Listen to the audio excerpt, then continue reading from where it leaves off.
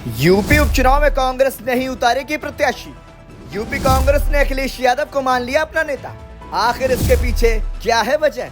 हरियाणा विधानसभा चुनाव में समाजवादी पार्टी ने बड़ी कुर्बानी दी थी और अब बारी कांग्रेस पार्टी की। कुछ ऐसे ही कयास यूपी उपचुनाव को लेकर लग रहे हैं। दरअसल उत्तर प्रदेश की 9 विधानसभा सीटों पर होने वाले उपचुनाव में कांग्रेस पार्टी ने प्रत्याशी न उतारने का मन बनाया है। वैसे तो इंडिया गठबंधन के तहत समाजवादी पार्टी ने कांग्रेस को 2 सीटें यानी गाजियाबाद और खैर सीट दी है, लेकिन कांग्रेस दोनों ही सीट पर अपने जीत को लेकर आश्वस्त नहीं है। लिहाजा अब उसने उपचुनाव से अपने कदम पीछे खींचने का फैसला किया है। वह अब सभी सीटों पर समाजवादी पार्टी के प्रत्याशी का समर्थन करेगी। ऐसी खबरें हैं कि इसका ऐलान कांग्रेस पार्टी जल्द ही कर सकती है। दरअसल कांग्रेस की तरफ से 5 सीटों की डिमांड की गई थी। कांग्रेस ने समाजवादी पार्टी से उन सीटों की मांग की थी जहां बीजेपी को 2022 के चुनाव में हार मिली थी, लेकिन बात नहीं बन पाई। तो कांग्रेस की तरफ से फूलपुर और मझवा सीट मांगी गई, लेकिन अखिलेश यादव ने इन दोनों ही सीटों पर प्रत्याशी उतार दिए।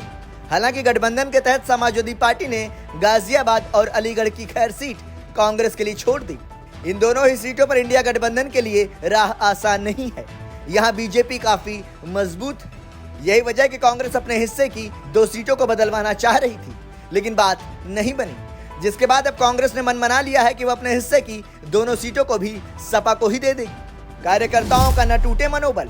कांग्रेस के सूत्रों के मुताबिक लोकसभा चुनाव में 6 सीटें जीतने के बाद पार्टी कार्यकर्ताओं का मनोबल बढ़ा है। अब उनकी निगाहें 2027 के विधानसभा चुनाव पर है। कांग्रेस नहीं चाहती है कि गाजियाबाद और खैर सीट पर उपचुनाव लड़कर वह हारे और कार्यकर्ताओं का मनोबल टूटे। साथ ही कांग्रेस गठबंधन के तहत त्याग का संदेश भी देना चाहती है। ठीक वैसे ही जैसे हरियाणा चुनाव में सीट न मिलने के बाद अखिलेश यादव ने कहा था बीजेपी को हराने के लिए वह कुर्बानी दे रहे हैं। हार से बेहतर न लड़ा जाए चुनाव। दरअसल कांग्रेस के खाते में जो 2 सीटें गई हैं, वहां सपा की स्थिति भी ठीक ठाक नहीं है। 2022 के विधानसभा चुनाव में गाजियाबाद में बीजेपी को 61.37%, सपा को 18.25% और कांग्रेस को 4.81% वोट मिले थे। यहाँ तक कि लोकसभा चुनाव में भी बीजेपी ने इस सीट पर बड़े अंतर से चुनाव जीता था। लोकसभा चुनाव में गठबंधन के तहत ये सीट कांग्रेस के खाते में थी। यही हाल खैर विधानसभा सीट का रहा।